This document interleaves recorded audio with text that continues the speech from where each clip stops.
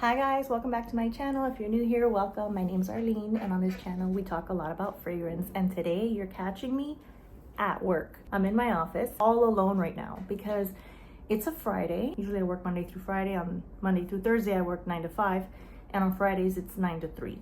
So I'm still here even though I'm done for the day. There's no more patients, everyone has gone home. I'm actually the only person in the room, in the office right now. I just wanna make sure that there's not gonna be any extra patients added on. Technically I'm done, there's no one else on my schedule, but there's still a couple people downstairs. So up here in the ultrasound department, I'm the only tech and I'm alone right now. I'm not usually the only tech, there's 2 other people, but the point is I don't want to leave and go home and heaven forbid they needed another person to be scanned and I already left because we're supposed to technically stay till 3. I have a little bit of free time to go ahead and go over today's video. I want to go over the perfume that I actually wore today. I wasn't too sure how I was going to feel about this perfume when I first got it. It did need some time to sit. It's not a Middle Eastern perfume, but it's very popular in the whole Middle Eastern and like perfume world. At least I've seen it on so many videos. And I just had to have it, and I've had it for a few months and I've worn it a couple of times and I just kind of felt like it's okay, it's nothing crazy, but then I wore it today and I still don't know how I feel about it. Maybe my feelings about it will change. I don't dislike it, but it is a little bit weird. So in case you're curious and wondering and interested in perhaps getting it, I figured I would go over it with you guys so you can have a good idea of what it is like. This is Olympea, some might say, but there's an asterisk above the E, Olympea, by Paco Rabanne. So I have here my Fragrantica open on my work computer, so I'm just gonna list the main accords. The top main accord is vanilla, then it's salty, white floral, woody, amber, powdery, citrus, balsamic, marine, and fresh spicy. So this one is a little bit weird because while it is sweet and vanillic, it is also salty, which is an unusual take for a perfume to have. I can understand why some people might translate it as slightly masculine. I feel like this could be a unisex fragrance because while it is sweet and vanillic, it doesn't lean super feminine either. It's giving me similar vibes, not the same. It's not the same perfume by any means, but similar vibes to Carrelage Fursan White, which is supposed to be very similar to it's Matisse Premier. I forget the name of the designer, but it's called Vanilla Powder, right? So it's like it's got that sort of like sweet salty aspect to it, but I believe that Fursan White is actually better than this one. That one's more like coconut vanilla, but there's also like a saltiness to it, and it can also be a unisex kind of fragrance. This has something to it that I believe is kind of an acquired taste. There's some beautiful white florals for sure, and I can pick up that citrus in the opening, but let's read what the notes are. So top notes are, top notes are water jasmine, whatever that is. What's a water jasmine? Green mandarin and ginger flower, vanilla and salt. Base notes are cashmere wood, ambergris, and sandalwood. So I think it's the ambergris, not so much the salt, that gives it this weird kind of not bitter. There's a very earthy, almost animalicness to it, which maybe is the ambergris, even though ambergris originally I think was made out of whale stomach contents or intestine contents, aka whale puke, I guess. But they don't make it from that anymore for obvious reasons, right? Nobody harvests musk out of actual deer anymore. These are all done in laboratories to simulate those smells, but still. So the main show here is the vanilla and the salt, but it's a little bit different because of that ambergris, I want to say. I don't get a lot of like a spicy ginger, but there is a really pretty floral and like citrusy note to there. But when I wear this and I smell it in the air, at least when I wore it earlier, right now I'm getting a lot of the citrus and the jasmine really beautifully. But when I put it on in the morning and I've worn it all day, I get a lot of that ambergris saltiness, you know, like the opening, it can be very, very pretty.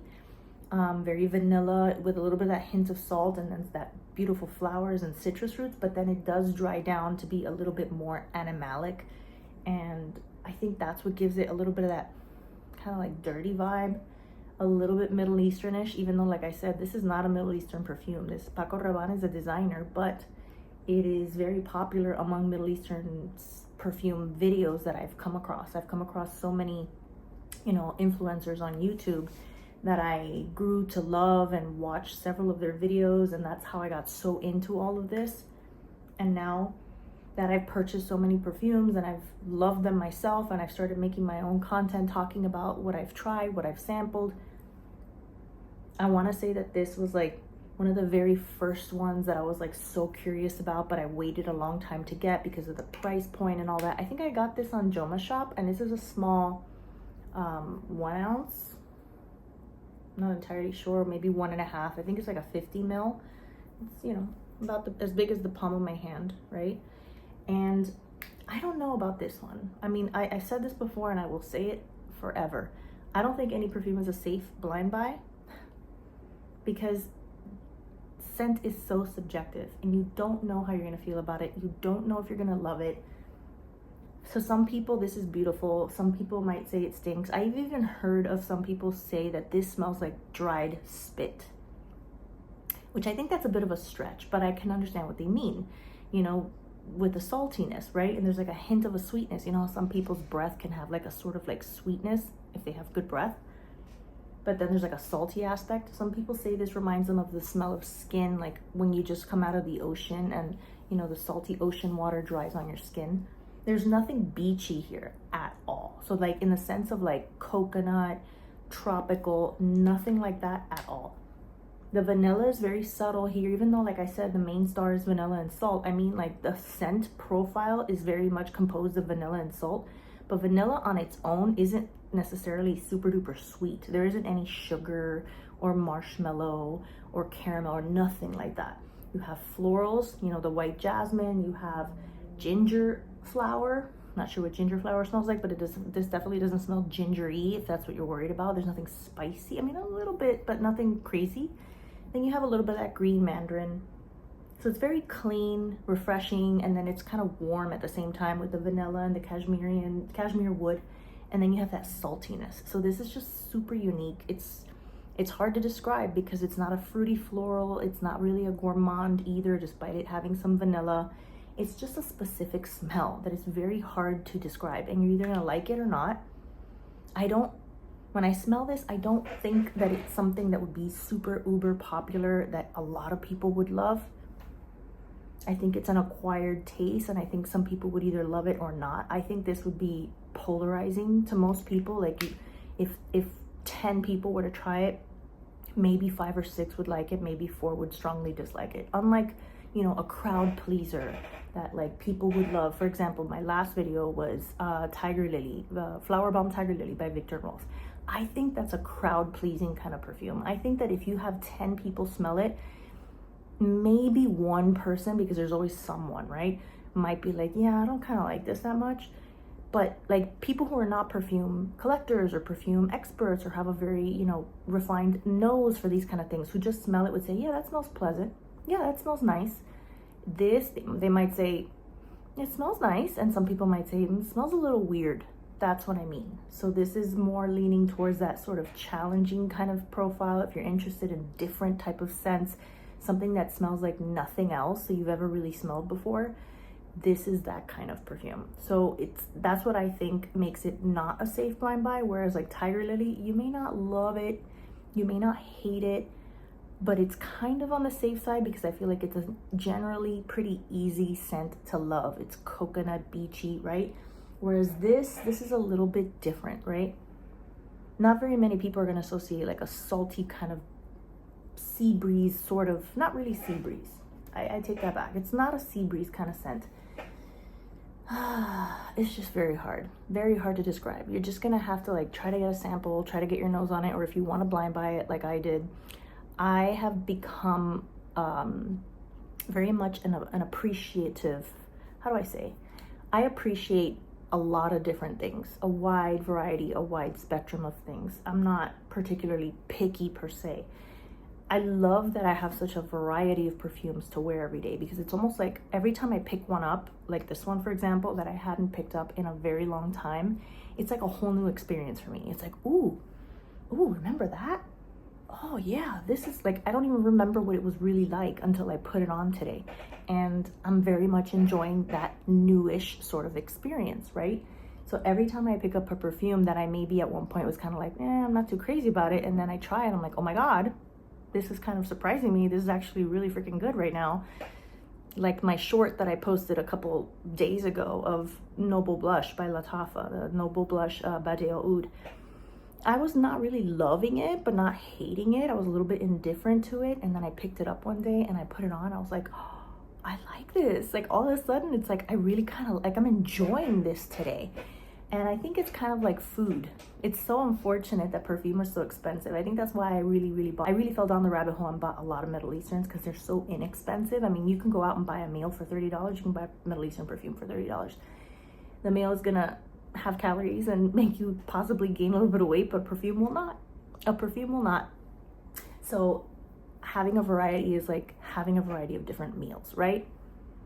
It's like every day you get to try something new, and it's not gonna affect your health really. I mean, there is some scientific studies, research about perfumes on your skin and how I forget what it is that it has, phthalates, or I think it's phthalates, something that's in it that could potentially become an endocrine disruptor and maybe potentially lead to, you know, hormonal imbalances and whatnot. So, you know, things like thyroiditis, Hashimoto's, hyperthyroidism, hypothyroid. I'm not gonna get into that, but I like to spray a lot of my perfume on my clothes. I do put a little bit on my skin, like you saw, but really mostly just here and like a little bit on my wrists and my arms. That's pretty much it. I mostly spray it on my clothes. If I'm gonna wash my hair that day, maybe I'll spray some on my hair because I'm gonna wash it out anyway. I don't like to spray it on my hair if I'm not gonna wash my hair that day, because it might still linger and be there the next day, and I might wanna wear something different the next day. So, but honestly, and I heard that it could also dry out your hair a little bit, which I'm not so sure how much that would affect me, but I really just don't want to mix the scents if I want a different perfume the next day and I'm wearing my day prior's perfume on my hair. But if it wasn't for that, wearing it on your hair really does make it smell really good. Like when I know I'm gonna wash my hair that evening and I have it up in a ponytail, I spray the back of my head and on my ponytail, and as I'm walking around, my hair is swishing around, I can really smell the perfume really well. I think this is, as far as performance, it's pretty good. I wouldn't say it's a beast, but I wouldn't say it's too light either that I lose scent of it. I sprayed it on this morning after I went to the gym. I go to the gym early in the morning around 7:30. Once I drop off my daughter at school, and then I come into work at 9. I sprayed it on there, and then when I parked in the parking garage at work, I sprayed just a little bit more, and then I didn't reapply this at all day until right now, which it's actually almost 3 p.m. So we're looking at, let's see, 9, 10, 11, 12, 1, 2, 3, 6 hours more or less of like a pretty good, decent wear. And yeah, I think this is nice, but again, it's going to be something that might be polarizing, so you may want to sample and not blind buy. Anyway, that's it for today's video. I actually want to make the next video about a bunch of samples that I have that I haven't even talked about yet. I talked about them earlier when I made a video of some samples that I love, and then I have some others that I don't love. I don't hate, but they're not going to be purchases. They're not going to be perfumes that I'm going to want to buy. And I want to go over those with you in the next one, so stay tuned for that one. Please hit like if you like this video. Please consider subscribing if you're here often, and I'll see you guys in the next one. Bye.